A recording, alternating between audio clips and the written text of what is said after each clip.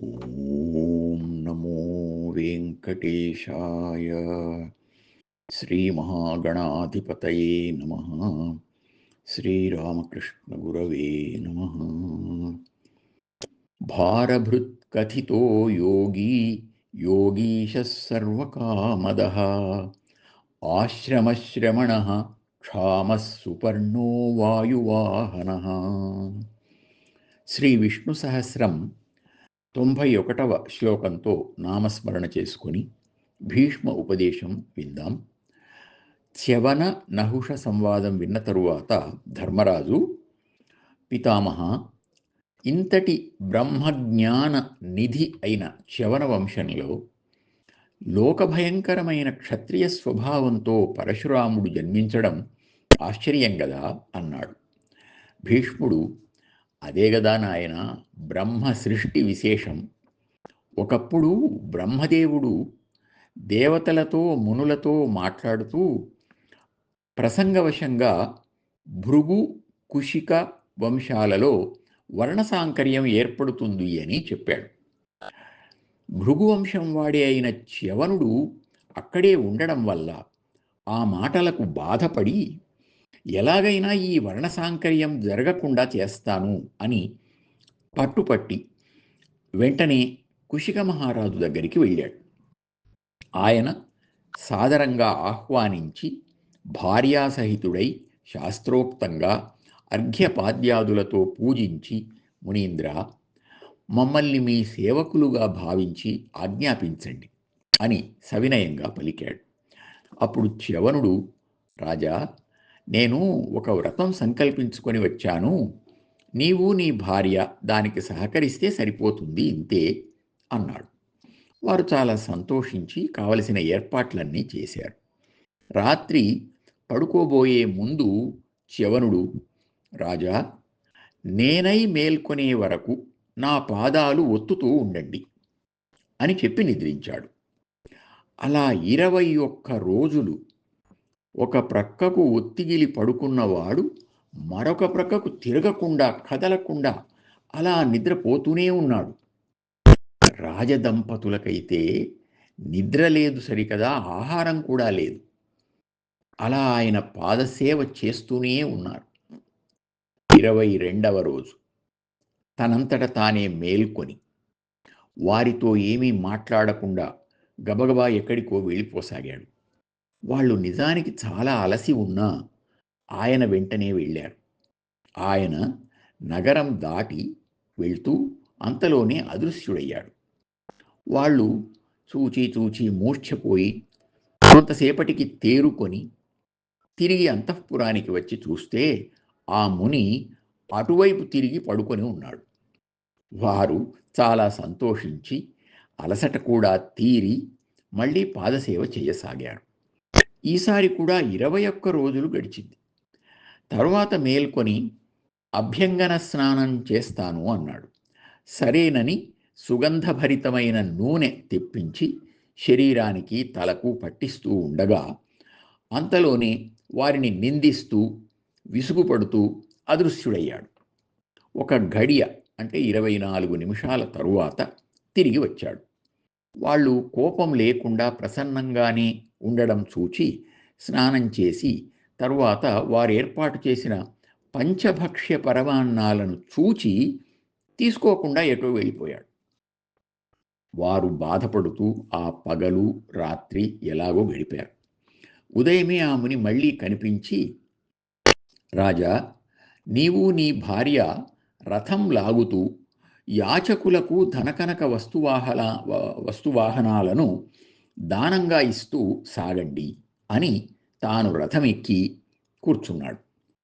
అంతటితో ఆగకుండా ఒక ములుకోల తీసుకొని రక్తం కారేటట్లుగా వారిని పొడుస్తూ దానాలు చేయసాగాడు. ఇదంతా రాజమార్గంలో జరుగుతూ ఉండడం వల్ల జనం చుట్టూ మూగి, ఇదెక్కడి స్వామి, ఇది అన్యాయం అని అనుకుంటూ, అన్యాయం అనడానికి కానీ న్యాయం చెప్పడానికి కానీ కన్నెత్తి చూడ్డానికి కానీ అందరూ భయపడ్డారు. అయినా ఈ రాజదంపతులకు ఎంత ఓర్పు, ఎంత నిష్ఠ అని తమలో తాము బాధపడుతున్నారే తప్ప ఏమీ చేయలేకపోయారు. అలా నగరం దాటి వెళ్ళిన తరువాత చ్యవనుడు నిశ్చలంగా ప్రసన్నంగా ఉన్న వారి మానసిక స్థితిని గమనించి ఆశ్చర్యపడి మెచ్చుకుంటూ రథం మీది నుండి కిందికి దిగాడు. వారిని కట్టి ఉంచిన బంధనాలన్నింటినీ తీసివేసి చేతితో వారి శరీరాలు నిమురుతూ ఆ రాజు ముఖం చూచి, అలసిపోయావు గదా, వరమిస్తాను, బాధపడకుండా నగరానికి వెళ్ళు. నాకు వ్రతం ఇంకా మిగిలి ఉంది, గంగా తీరంలో నెరవేర్చుకుంటానులే. ఇక నీవు భార్యా సమేతంగా వెళ్ళు, రేపు నా దగ్గరికి రండి అన్నాడు. ఆ రాజు కుశికుడు, మహాత్మా, నాకు బాధ ఎక్కడుంది అంటూ తన శరీరం చూచుకున్నాడు. ఆశ్చర్యం.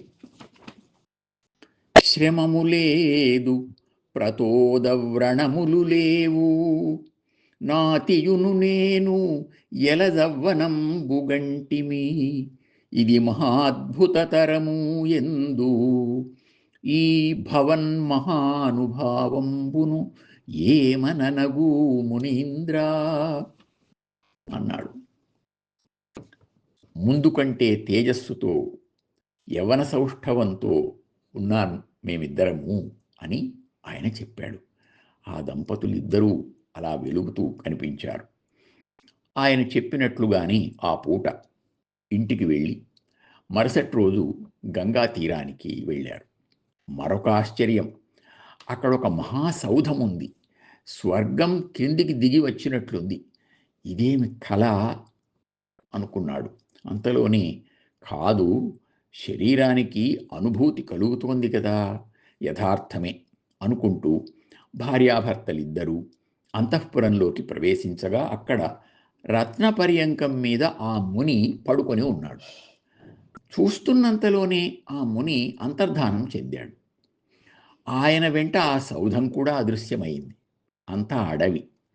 అటూ ఇటూ తిరిగి చూడగా ఒకచోట ఆ ముని దర్భాసనం మీద కూర్చొని జపం చేసుకుంటూ ఉన్నాడు. ఆయన్ను చూస్తూ రాజు భార్యతో, చూచావా, మునుల యోగబలం ఆశ్చర్యం కదా, దీన్ని చూస్తే రాజ్యాన్ని పొందడం సులభం అనిపిస్తుంది. తన తపశ్శక్తితో కావలసినట్లు చేస్తున్నాడు ఈ మునీంద్రుడు అని అంటూ ఉండగా ఆయన వారిని తన దగ్గరికి రమ్మని పిలిచాడు. వారు భయభక్తులతో వెళ్ళి నమస్కరించగా ఆయన ఆశీర్వదించి, రాజా, మీ మనస్సు ఇంద్రియాలు ఇంత చక్కగా మీ స్వాధీనంలో ఉన్నాయి, రవంతైనా ఎక్కడా దోషం కనపడలేదు, చాలా సంతోషం, ఏదైనా వరం కోరుకోండి, ఇస్తాను అన్నాడు. రాజు, అగ్ని సమానులైన తమరు ప్రసన్నులు కావడమే మాకు చాలు, ఇంకేమీ అక్కర్లేదు. అయితే ఒక సందేహం మాత్రం ఉంది, అడుగుతాను, దయతో సెలవేయండి. మీరు మా ఇంటికి వచ్చినప్పటి నుండి మీ ప్రవర్తన చాలా అద్భుతంగా ఉంది. దీనికి కారణమేమో ఊహకు అందడం లేదు అన్నాడు. అందుకు చ్యవనుడు చిరునవ్వుతో, రాజా, మా వంశాలకు వర్ణసాంకర్యం ఉంది అని బ్రహ్మదేవుని ద్వారా తెలిసింది. అది జరగకుండా మీ వంశమే లేకుండా చేద్దామన్నంత ఆవేశంతో వచ్చాను. కానీ మీ సహనం నా ఆవేశ అగ్నిని చల్లబరిచింది. ఒక్క తప్పు దొర్లినా మిమ్మల్ని శపిద్దామని అనుకున్నాను, ఒక్క తప్పు దొరకలేదు.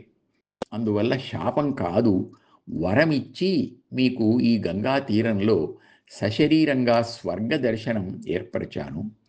మీకు స్వర్గ సౌఖ్యం మీద కూడా ఆసక్తి లేదు, బ్రహ్మజ్ఞానుల మీద భక్తిభావం మాత్రం పెరిగింది.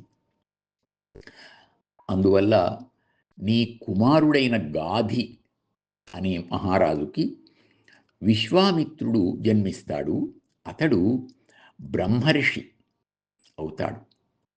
బ్రహ్మ నిర్ణయాన్ని ఎవరూ తప్పించలేరు అని ఆ వివరాలన్నీ తెలియజేయగా కుశిక మహారాజు చాలా సంతృప్తి చెంది భార్యా సమేతంగా ఆయనకు నమస్కరించి సవినయంగా వీడ్కొని వెళ్ళాడు అని భీష్ముడు చెప్పగా, చ్యవన మహర్షి యోగశక్తిని గురించి, బ్రహ్మ సంకల్పశక్తిని గురించి ఆలోచిస్తూ ధర్మరాజాదులందరూ ఆశ్చర్య ఆనందాలతో పితామహునికి కృతజ్ఞతాభివందనాలను సమర్పించారు. ఓం నమో వెంకటేశాయ.